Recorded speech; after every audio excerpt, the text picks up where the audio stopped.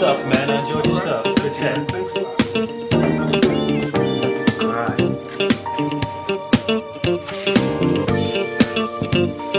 right, take care, bro.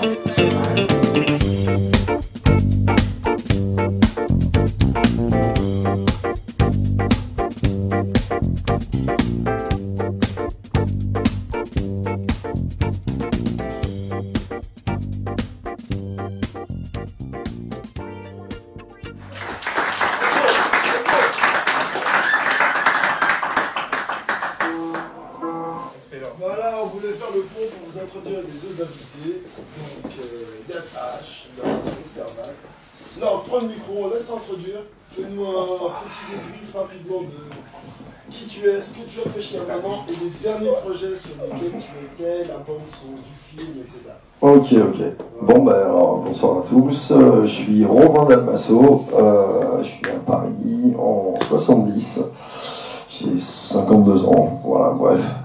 Moi j'ai commencé par les booms, quoi, les trucs à l'âge de 10 piges, 9-10 ans, on faisait des booms, on se réunissait, c'était en 80, en 79, on écoutait déjà du Diana Ross, du AC/DC, un peu de tout, quoi, on mettait vraiment les trucs qui passaient à la radio, quoi. Et c'est vrai que, je me rendais pas compte que déjà, de toute manière, il y avait des prémices quand j'écoutais du Upside Down, que c'était peut-être ma musique de prédilection pour les années d'après, quoi. Mais en fait, bon, il y a eu un changement, comme j'étais un peu un cancre à l'époque, mes parents m'ont envoyé en pension vers Paris, quoi. Et puis, commencer les radios libres, quoi. On était en 81, et il y a un tube qui m'a profondément marqué, que je cite souvent dans les interviews, qui s'appelle Central Line, Walking into Sunshine. Et c'est vraiment un truc où ça amène le soleil, c'est quelque chose d'une positivité énorme, quoi. C'est un très beau track de funk, qui est toujours un très beau classique à jouer d'ailleurs. Et ça m'a vraiment modifié mon système nerveux, c'est-à-dire que j'étais plus presque dans le hard rock, parce que dans mon petit village de campagne, il y avait quasiment que des gars en américaine avec des pantalons moule beat, et on écoutait que quasiment du hard rock, quoi, en majeure partie. Et c'est vrai que ça, je me suis dit, mais qu'est-ce que c'est que cette musique, quoi. Et en fait, j'ai profondément, je sais pas, je suis quelqu'un de plus ou moins passionné, je pense. Et ça m'a amené à des recherches. En fait, en un an, j'ai fait pas le tour de cette musique parce que c'est impossible. J'apprends encore aujourd'hui. Mais en fait, ouais, ce qui s'est passé, c'est que je suis tombé vraiment dans la funk profondément. Ça a été mes prémices de la black music où j'ai commencé à faire mes armes. Et puis, d'année en année, on va dire que en 85, 86, alors forcément, bon, Sydney a traversé ma vie, forcément. En 84, je me suis pris une gifle. Il y a un truc qui est assez quand même fou, c'est-à-dire que Sydney, c'est 84, c'est TF1, c'est un truc qui passe vraiment furtivement, rapidement, mais qui nous marque tous quasiment, quelques gars de mon village, ceux de Mantes-la-Jolie, où il y a dans tous les projects à côté, enfin les cités, etc., où j'ai plein de potes, comme je suis à la patinoire à Mantes-la-Jolie, bref, c'est là où j'ai plus de potes, beaucoup d'arabes qui écoutent du Barry White, du Sam Cooke, des trucs comme ça, quoi, qui est pas une musique vraiment que j'adore, mais en fait le truc c'est que on écoutait vraiment beaucoup de funk, ça c'était vraiment le truc principal. La soul me parlait pas encore à ce moment-là, mais il y a un truc qui est fou, c'est que en fait à l'âge de 9 ans, je rentre de l'école. Et on doit être, je pense en 79 ou peut-être même 78, c'est peut-être en 78. Je rentre de l'école, il est 4h30 et j'allume la télé puisque mes parents, étaient pas là, ils travaillaient beaucoup, bref. Et j'allume la télé, il y a une émission en fait, je sais pas, il y avait 3 chaînes à l'époque en France. Et c'est une émission en fait sur sur le Bronx. Et je pense que c'est Martha Cooper qui filme ce truc à l'époque. Donc on explique en fait dans ce film-là que donc c'est une blanche, qu'il faut surtout pas qu'elle aille dans le Bronx, qu'elle risque de se faire violer, égorger, etc. machin. Et c'est une femme apparemment qui a l'air très intéressée par la culture. Et du coup, je me dis aujourd'hui qu'en tout cas ça ne peut être que Martha Cooper qui ait pris ce risque et qui ait fait ça. Mais le truc c'est qu'en fait, je vois Couleur pour la première fois. Enfin, je pense que c'est Couleur ou Red Alert peut-être. Je sais pas en fait parce que j'ai jamais revu ces images. Mais c'est un vieux documentaire de ces années. Et donc, je vois les prémices déjà du break, du dance, enfin, les mecs qui font des galipettes et qui retombent sur le dos, du DJ qui fait des scratchs, et de tout cet environnement du Bronx qui est défoncé complètement, de pauvreté, de junk et tout, de trucs de ouf, quoi. Et ce truc-là, ben, j'essaye d'en faire pendant les 10 minutes qui me restent en souvenir quand j'ai fini de voir le truc, où je me fais mal au dos et je me dis, mais qu'est-ce qui c'est des ouf, c'est quoi? Et je le revois plus jamais, quoi, jusqu'à temps de voir Ciné en 84, où voilà, on remontrait ça à la télé, quoi, où j'ai 14 piges à l'époque. Et je pète un câble, quoi. Et nous, donc, bon, à la maison pour tous, on est quelques-uns à acheter des gonds blancs, à avoir l'Anaconda, survêt Adidas, bleu blanc, des trucs, des schtroumpfs. Et puis on essaye tant bien que mal de breaker comme des pelles, d'ailleurs, c'est par rapport à d'autres, bref. J'arrive jamais à rentrer la coupole, je suis dégoûté, bref. Ouais, bah, je pense qu'on a été plusieurs à galérer sur la coupole, c'est clair, le windmill au secours. Mais bon, du coup, ouais, bon, on aime la danse, la funk, le machin, tout ça, puis l'électro-funk, tous ces trucs, ouais, Renegades of Funk, quand il arrive d'Africa Bambaataa, etc., avec les Soul Sonic Force, c'est genre un autre truc, quoi. J'écoute du funk 80, mais pour autant, c'est vraiment funk, mais c'est de l'électro-funk, c'est autre chose. Et puis, ouais, c'est le Smurf, enfin bon, bref. Mais bon, sur toutes ces années, voilà, moi, j'ai toujours continué à acheter des disques, à continuer à chercher, à me cultiver, en fait. Et il y avait toutes ces radios libres, donc on t'en a cité quelques-unes, mais en fait, il y avait toute cette liberté aux radios, où il y avait trop de DJ qui, ouais, des passionnés, des gens un peu plus âgés que nous, qui nous mettaient des sons, et nous, on galérait, on avait notre ghetto, moi j'avais mon ghetto blaster, mon double cassette, et puis j'écoutais les radios la nuit, tu vois, je dormais pas, je faisais des cassettes, etc., j'enregistrais les émissions, machin, puis le lendemain, du coup, sur mon double cassette, je faisais mes cassettes à moi, des meilleurs titres que je préférais. Puis il y avait certains animateurs, heureusement, dont un qui était Marc de Radio Show à l'époque, ça devait être en 83-84. C'était un des seuls, je trouve, qui parlait de tout le monde sur un album. C'est-à-dire que forcément, quand on écoute la radio aujourd'hui ou plein de trucs, ou même on regarde une pub, un truc YouTube ou quoi que ce soit, il y a le nom du chanteur, et puis t'as le titre. Et basta. Mais derrière, il y a des gars qui ont fait du son, quoi, de la musique. Ouais, les crédits, quoi. Et en fait, c'est un des gars qui m'a amené vraiment différemment dans la musique. C'est-à-dire que dans l'explication, lui, il parlait de tel guitariste avec tel producteur. Donc, on parlait aussi des années de production à l'époque. Parce qu'il y avait vraiment une évolution dans la funk 80, je parle. Voilà, bref. Et du coup, tout ça, ça m'a donné un autre truc, une autre idée. C'est-à-dire que j'achetais pas un disque pour le nom sur la pochette. C'est que forcément, je retournais le scud pour voir le nom de ce qu'il y avait derrière, quoi. C'est-à-dire le bassiste, si le chum, je kiffais le bassiste et machin, truc comme ça, je tombais sur un disque que je ne connaissais pas, l'artiste, je le connaissais pas non plus. Mais si l'année de production me disait, bon, on est dans les bonnes années éventuellement, et puis qu'il y a tel bassiste, tel percussionniste, tel machin, tel truc, et ben je me disais, vas-y, je vais prendre le risque de l'acheter, quoi. Donc j'avais pas beaucoup de thunes à l'époque, c'est vrai. Franchement, j'ai commencé une époque où ma première platine, j'ai dû l'avoir en 83.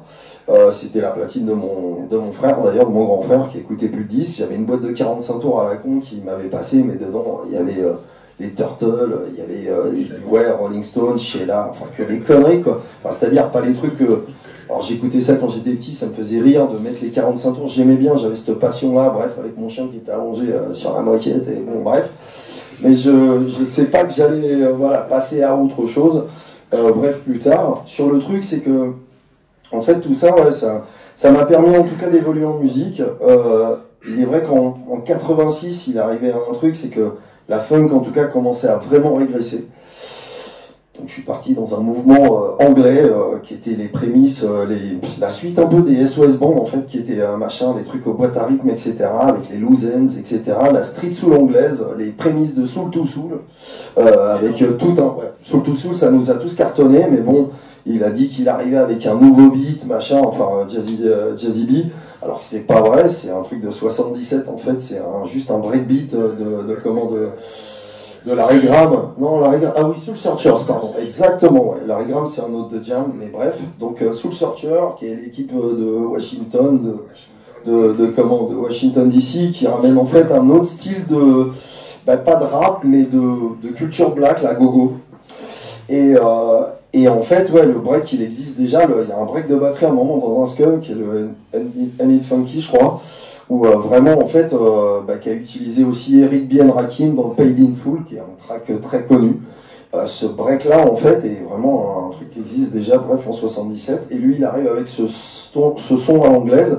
Alors, il y a toute l'underground des gens anglaises qui faisaient du son avant Jazzy B et avant Soul to Soul, bref. Le mec qui nous a mis ça en premier au Palace, quand JP Mano, donc un ami en commun qu'on a, qui est un passionné vendeur de disques depuis des tas d'années, bref, qui est toujours là, et j'ai eu la chance de remixer encore avec lui, mon pote, bref, à ses 50 ans au New Morning, c'est Boy George. Boy George, il débarque à Paname, on est dans, je crois, en 86 ou 87, je sortais déjà, bref, on avait le droit de rentrer, on se débrouillait, bref, pour rentrer en boîte alors qu'on n'avait pas le droit, bref. Et Boy George, il arrive habillé, je sais pas, tout mystique, etc. Puis il demande à Culture Club, Culture Club. Et il demande à JB gentiment, hein, si il a des nouveaux disques, des trucs comme ça, machin. Et puis le mec, il nous a mis une tarte, quoi. Il nous a mis une tarte, il nous a joué de la street sous l'anglaise. On ne connaissait pas du tout, on était 86, 87, 88, je sais pas. Enfin, tous sont là, bref. Et à cette même période-là, en fait, j'avais un peu lâché la fin 80 parce que ça descendait, c'était pas très bon. Et bon, il y avait beaucoup de danseurs à Mantes. On avait Phil Barnett, que tu as cité tout à l'heure, qui était le DJ de notre boîte de nuit à Mantes-la-Jolie, bref, qui adorait la funk, qui est un des premiers rappeurs, je crois, hein, si je ne dis pas de bêtises, sur Carbone 14, c'est ça, hein, qui est le premier à rapper. Donc tout le monde connaît Phil Barnet, éventuellement, enfin tout le monde connaît Phil Barnet éventuellement sur son côté populaire avec un seul enfant de toi ou quoi que ce soit, mais en fait il a toujours été funky, très bon chanteur, très bon rappeur, laisse tomber. Et puis un sens du mix au secours, bref, passionné de musique. Et donc du coup, j'en reviens en fait à dire que quand je sortais déjà en boîte, même j'ai commencé à l'âge de 13-14 ans en fait, j'avais la chance que mes parents étaient assez connus dans la région, j'arrivais à m'habiller un peu, bon bref, mais je sortais, même si je buvais du jus d'orange, j'y allais pour danser, parce que c'était Mantes-la-Jolie, avec tous les potes de la patinoire, des machins, il y avait tous les vieux, les anciens, il y avait beaucoup de danseurs de jazz rock à l'époque, jazz funk, dont Rachid, un de mes potes, bref, qui était vraiment un tueur en jazz funk, quoi. Et le truc, c'est que lui, il m'a mis dans le jazz rock. Et le jazz rock, moi, comme j'aime apprendre, je pars profondément deep dans toutes les recherches possibles et inimaginables. Et le truc, c'est qu'en fait, ça m'a fait descendre dans les années. Et puis là, j'ai découvert en fait la soul music, toutes les années 70, en fait, tous les ponts entre ces musiques, etc., quoi. Et quand t'es arrivé vraiment... J'ingurgitais déjà du hip-hop sans le savoir, en écoutant les radios, etc. En écoutant quelques titres, tu vois, de Dynasty, de trucs qui pouvaient jouer et tout dans ces émissions, de trucs électro-funk ou old school rap des années 80. Comme j'aimerais citer, on pourrait mettre même un exemple pour rigoler, parce que on parle souvent de Grandmaster Flash, de The Message, qui sont vraiment les premiers anthèmes quand je joue encore, etc. Ou Sugar Hill Gang, comme tu l'as cité tout à l'heure, Rapper's Delight, avec le sample de Chic, etc. Mais il y a eu toute une école de gens de gars qui... Alors, Chic, le Sugar Hill Gang, par exemple, Rapper's Delight, c'est un mauvais exemple, parce qu'ils ont repris vraiment la partition de Chic, Good Time. Mais il y a eu vraiment... The Message, c'est une création d'un des anciens d'Isley Brothers, Reggie Griffin, qui a été floué pendant des tas d'années, marqué sur aucun des disques, mais c'est lui qui faisait quasiment tout le label Sugar Hill en production, derrière, avec les boîtes à rythme, les basses, tout, quoi, etc. Et c'est vrai qu'il y avait beaucoup de musiciens, quoi. On parle dans le rap, du moins, dans tout ce qui est la culture hip-hop ou quoi que ce soit, il y a toute une culture où, en fait, on reprend des breaks d'énergie, en fait, dans des disques. Ce qu'on appelle le sampling.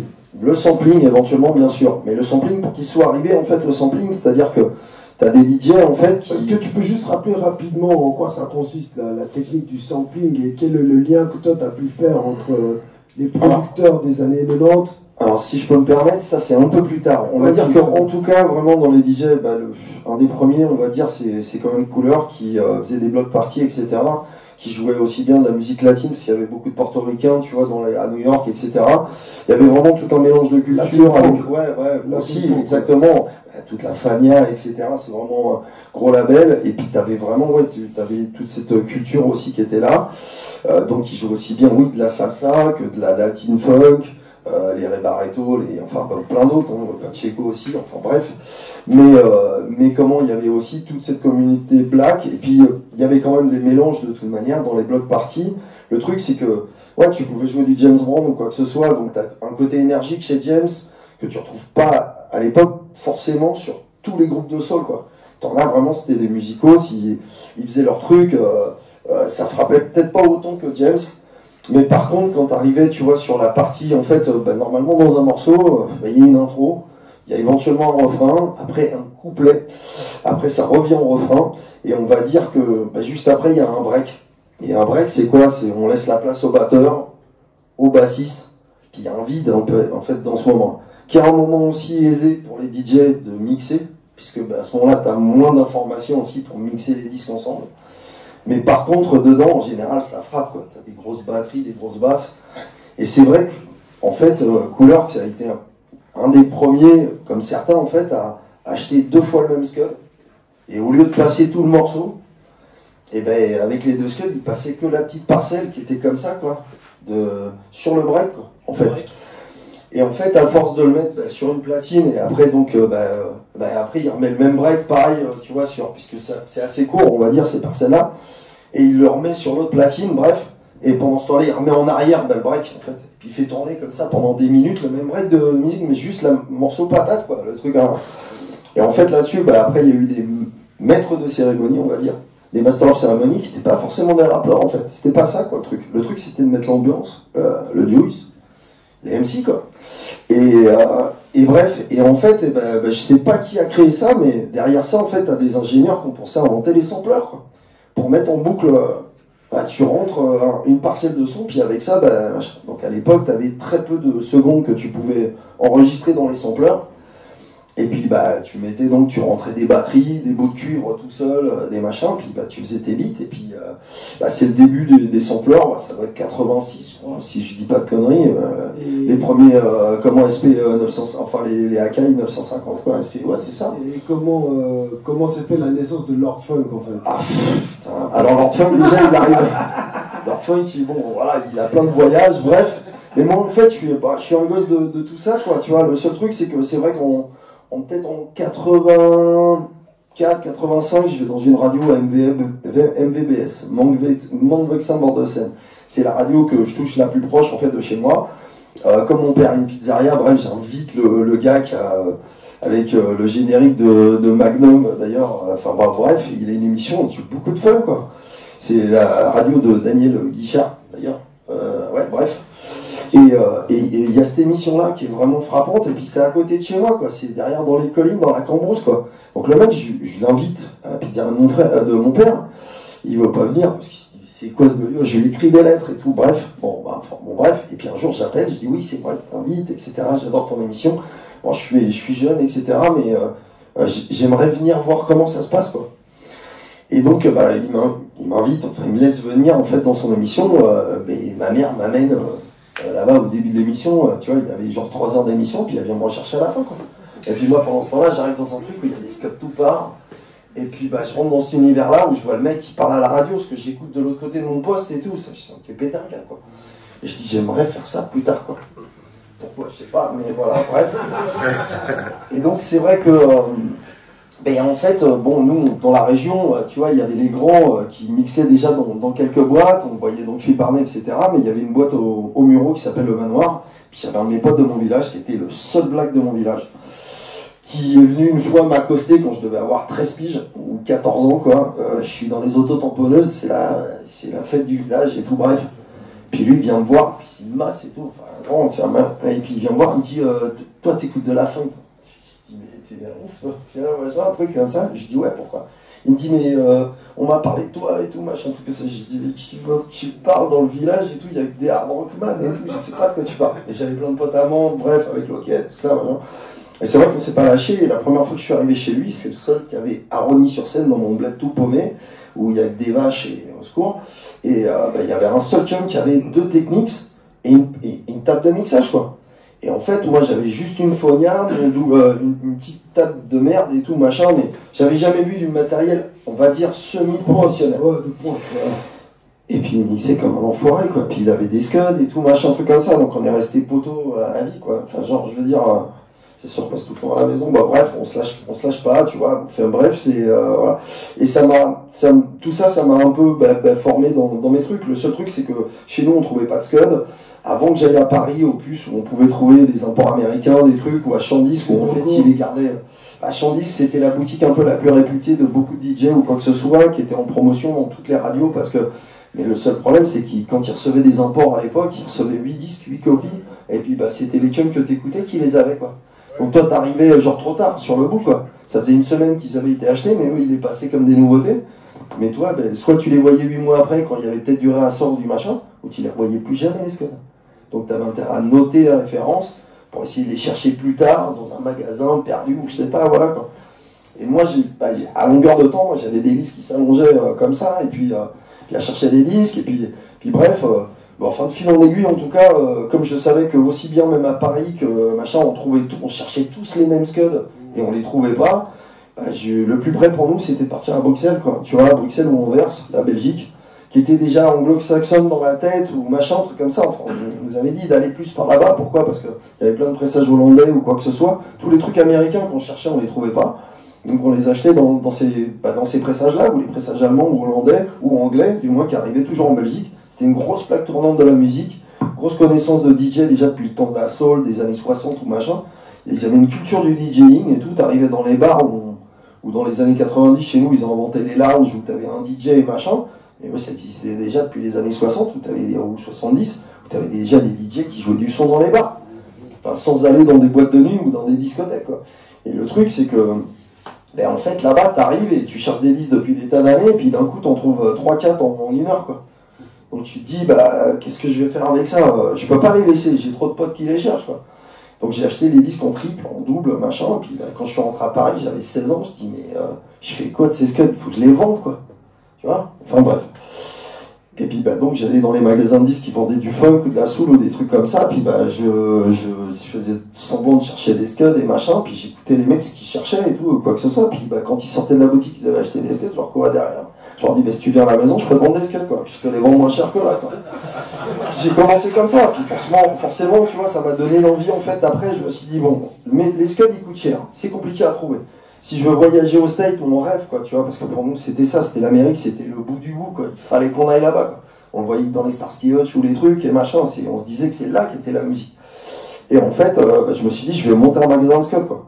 Donc bon, il s'est passé quelques années où j'ai travaillé dans des tas de conneries, bref, avant de pouvoir monter un magasin de disques à l'âge de 20 piges, quoi, et de faire mon premier voyage à New York, quoi. Et à New York, t'arrives dans, voilà, déjà, nous, enfin, on est deux, c'est mon pote d'époque, Aldo, avec qui on a fait les 400 coups et on a fait du hockey sur glace ensemble, s'est échangé nos premiers scuds, on a parlé de chaque week-end, on se voyait, on se faisait écouter les disques, tiens, cette semaine j'ai chopé ça te plus, tu connais ce rêve, machin, et on a toujours été là-dedans, bref, et donc on s'est dit, on va monter un magasin de scuds, et on est parti donc à New York en se disant, vas-y, avec tout ce qu'on connaît, on va tout déchirer, on va ramener du stock de ouf et machin truc. Et en fait, pas vrai du tout, on est arrivé, on a arraché toutes les pages jaunes, et en fait, il y avait quasiment plus de magasins de scuds, de vinyle, parce que l'industrie musicale, elle voulait imposer le CD, et ils avaient viré tous les scuds au grenier, dans plein de magasins, quoi. Et on était en galère de trouver des scuds, et il y avait des espèces de prémices de... on arrêtait les blagues dans la rue, quoi, tu vois, pour demander puisqu'on cherchait de la musique black, puis on était un peu teubés, donc qu'est-ce que tu veux qu'on fasse? Nous, on se dit, si tu ne montes pas un noir, comment tu vas trouver de la musique noire? Et les chums, ils étaient prêts à se battre, quoi, ils se disaient, mais c'est qui c'est Gaulieu qui me parle des blancs en plus, d'où tu m'accostes, t'es ouf ou quoi? Et puis bon, c'était un peu chaud, quoi, tu vois, puis on s'en battait les couilles, on demande, tu vois, gentiment, plus honnêtement, quoi. Et bref, c'était un peu ça, puis les mecs, ils nous disaient, mais ils nous regardaient comme des martiens, mais de quoi tu me parles, mec? Enfin, voilà. Et donc ça a été la tannée comme ça, puis bon, comme le sang entraîné dans New York, bref, on a fini par trouver un magasin où c'est marqué Downstairs Record, et bref, on est arrivé dans un endroit où en fait, c'était pas downstairs, fallait upstairs, t'avais un escalier, t'arrivais dans un queutru où genre on a trouvé la caverne d'Alibaba, quoi. Mais en fait, pas en 33, on a trouvé des 45 tours, bref.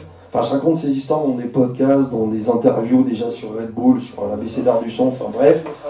Ouais, parce que c'est pas grave, parce que moi je suis bavard, on va y rester là. Mais je vais arriver au centre. Non, mais je vais arriver au centre. Le truc, c'est que. Avec qui t'as travaillé? Ouais. Ce qu'il faut comprendre, c'est qu'en fait, voilà, dans toutes ces aventures de recherche de disques, dans les entrepôts de disques, de machin, j'ai cumulé une connaissance qui est bon, voilà, bref. J'ai eu 3 ans dans un magasin de disques où vraiment j'ai kiffé, j'ai vendu des disques à Dynasty. D'ailleurs, il y a un truc qui traîne aussi sur le net où t'as moi gosse avec Dynasty qui vient en 91 dans mon magasin. En fait, t'as une histoire de Dynasty, qu'est-ce qu'un DJ? il parle de Radio Nova, d'où est-ce qu'il tourne, etc. machin.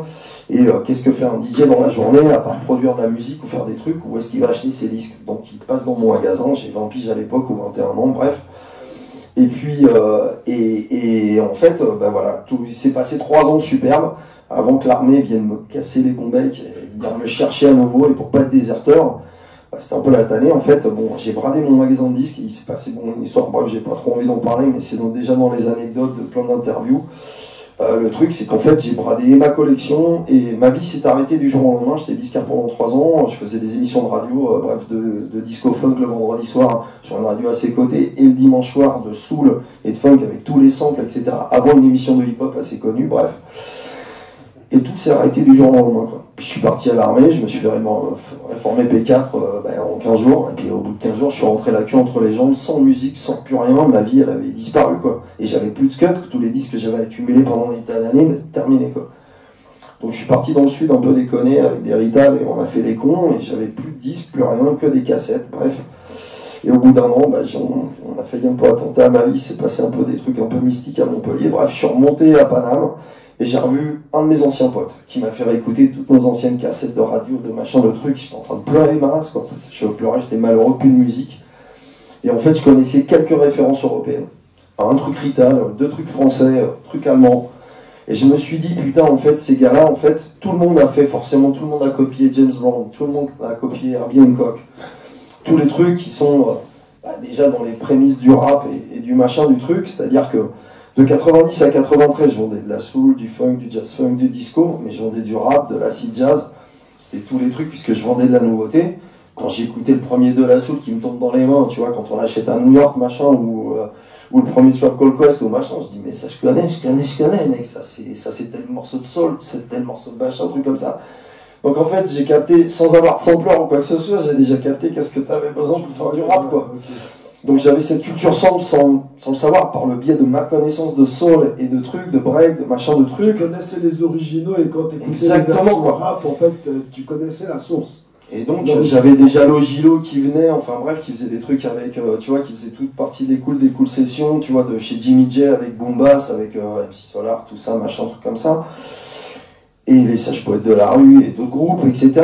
Et donc j'avais déjà, moi, s'ils venaient pour des breaks et des loops, des samples, les mecs, quand ils faisaient déjà au magasin, même si il y avait plein de groupes qui n'étaient pas encore connus, machin, moi déjà je revendais, je savais déjà quoi. Est-ce que tu peux nous citer des groupes ou des producteurs connus avec lesquels tu as travaillé? Alors, je t'ai vu en photo avec Pete Rock, par exemple. Ouais, je lui ai vendu des kilomètres de disques. Non, en fait, pour ceux qui connaissent. Non, mais bon, il y a un truc. Alors, ça, c'est un phénomène qui est plus tard, en fait. Le truc, c'est que je produisais des compiles. En fait, quand j'ai arrêté donc la musique, etc., pendant un an, en fait, je suis allé chez un pote, j'ai récupéré plein de scuds que j'avais déjà. Puis je me suis dit, tiens, c'était l'ère un peu des pirates, des premiers pirates, des compiles de soul, etc. Et en fait, j'ai fait une première compile, ça devait être en fin 94, bref. Underground Funk, dedans il y avait des samples de Tribe Called Quest, d'autres artistes, bref. Et il y avait des morceaux inconnus, trucs super rares, avec des breaks de batterie, avec des souls, des trucs pour les sampleurs en fait, pour le hip-hop quoi. Et ça a cartonné quoi, bref, on a fait un deuxième volume, etc. Et puis ces disques-là, il y avait beaucoup de disques américains, quelques disques européens dedans, bref. Et moi, je me suis mis en fait à faire tous les dépôts-ventes de France. Je me suis mis à faire de gratter en Italie parce que j'ai ma famille qui est en Italie, donc je faisais genre un peu les Emmaüs, les croix rouges, quoi, les trucs comme ça où les gens allaient filer leurs scuds, les vêtements, les trucs, tu vois, etc. Et chercher dans les brocanteurs. J'ai commencé en fait à dépouiller département par département en France où j'allais dormir le soir, je mangeais tôt le matin, puis toute la journée je grattais les scuds en fait il y a des brocanteurs, ils me voyaient arriver dans leur grange, ils me voyaient ressortir 4 heures après avec des piles de scuds comme ça, et les mecs ils se disaient ah mais je croyais que vous étiez partis moi, le machin, et qu'est-ce que vous voulez faire avec tout ça, des scuds, ils croyaient que jamais ils allaient les vendre. Mais moi j'achetais plein de trucs improbables, des trucs d'orchestre de ton grand-père, ta grand-mère, des trucs de musette ou machin, où il y avait des sons dedans qui étaient incroyables, des trucs grecs où il y avait du sirtaki, des machins avec des sons de dingue, des sonorités de ouf, des trucs super percussifs, etc.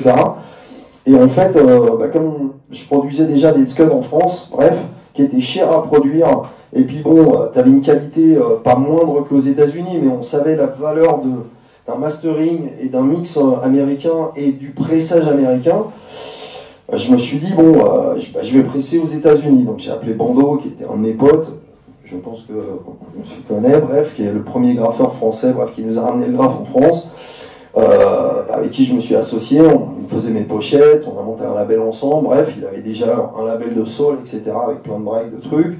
On a fait plusieurs choses ensemble, bref. Et puis j'avais Spina, DJ Spina, qui venait, donc on m'avait donné le contact de Spina, je connaissais sur un ou deux scuds, tu vois, machin, j'appréciais son travail, mais c'était un mec qui s'intéressait vraiment.